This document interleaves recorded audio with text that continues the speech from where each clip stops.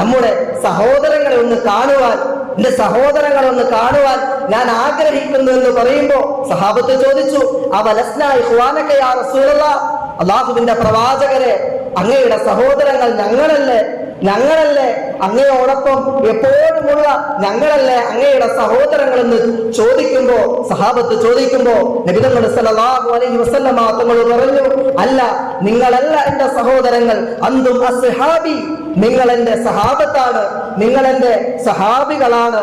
വ ഇഖ്വാനന അല്ലദീന ലം യഅ്തു ബഅദ്, നമ്മുടെ സഹോദരങ്ങൾ അവരാരാണ്?